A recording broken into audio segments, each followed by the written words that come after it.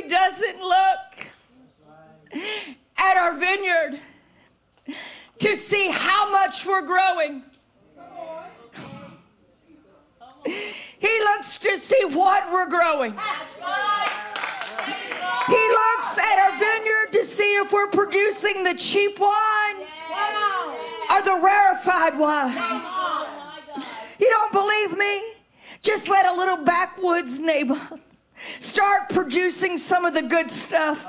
Let a little backwoods Naboth start producing the refined stuff and watch who shows up. Watch as powers and principalities start gathering. Watch as city officials start looking up the title deed to your land. Watch as vintners start showing up wanting to peddle the good stuff. See, we internalize this war as if it is about us. Can I humbly tell you, it is not. It is about the soil. It is about the soil, what the soil can produce. We become targets because we are gatekeepers to the soil. And the truth is, the soil was producing before we were ever conceived. And if the Lord tarries, the soil will be producing long after we leave this life. Why? Because the war has always been over the soil. The war has always been over the soil. Let me break it down and teach a little bit. You're going to like this last part. The most fertile soil on earth is Chernozem. I think it's up there, Chernozem. Thank you. And it's located, and if you're paying attention to the news, you'll get the spiritual application. It's located in Serbia and eastern Ukraine. It's amazing. This rich molecular structure, it creates the highest yielding per volume soil in the earth. It has the healthiest harvest of anywhere in the world. It's taken thousands of years to cultivate, and it has this perfect canopy that surrounds it that provides the perfect utopia. Agriculturalists have coined it the universal super soil. Don't you like how that rolls off? It is the universal super soil. And we in the Western world, we have trouble comprehending why there is so much conflict, why there is so much warfare over this little agricultural footprint. Especially given that 98% of the harvest, what comes from that region, you're going to like this, is produced by 98% rural farmers. Isn't it amazing that all of the global oilseeds, all of the grains for the bread basket of the world are in one little tiny corner of the world? And you know who occupies and farms them? Are tiny, small, rural farmers. That should encourage some of us who, like Naboth, no, we don't have a mega anything, but the little thing,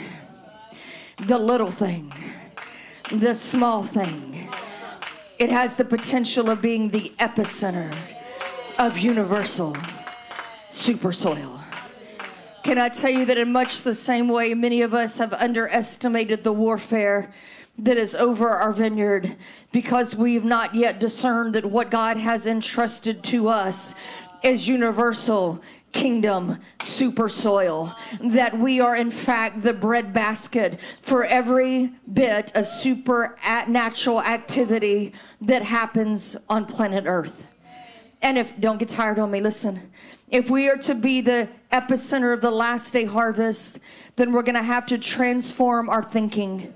And for some of us, that means that we're going to have to start thinking on the level of our internal anointing. Tracy, what in the world does that mean? Listen, the internal anointing within us, it already knows. It has already witnessed the future, and it has already pre-visited our harvest.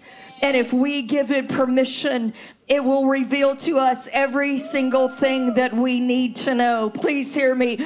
If radical militant terrorists can construct a plan of an epicenters of a total annihilation, what could God's sons and daughters do if we lived as futuraries and not as reactionaries? What if we had the mental mindset where we could live as futurists and not as reactionaries? But if we're going to do that, then we're going to have to train our mind and emotions to process, are you ready, from the future instead of projecting to the future. We're going to have to get enough spiritual acumen in the process of life to where we are not chronically trying to just speak to our future, not just trying to always to call our future forward, not to just prophesy and speak to our future, but to allow our anointing to go into our future and to look back and that anointing speak to our now. Come on. It's going to challenge your mental paradigms. Not just speaking to your future, but actually living out of your future. But to do that, we're going to have to see the invisible, and we're going to have to hear the inaudible. If we ever start living out of our future, you know what happens, because I've done it.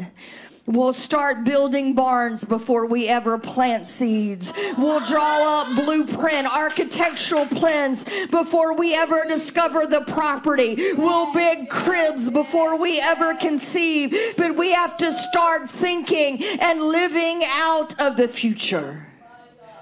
Psychologists tell us then the fertility of the mind, that from ages 1 to 7, that's a 6-year span, that in the mind of a child, the conscious mind of a child, that during this stage of formation, that the brain accepts any form of information, vibration, or emotion. That means for 6 years, you can mold the mind of a child into anything you want them to become. What might happen if for 6 months we allowed the Holy Spirit full access, that we surrender our thoughts, and we're again not just speaking to our future, but we're speaking from our future.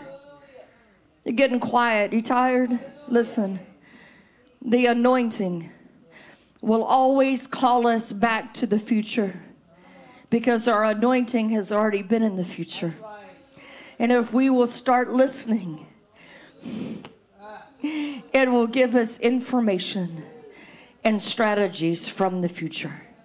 Let me simplify it so you'll get it. Listen.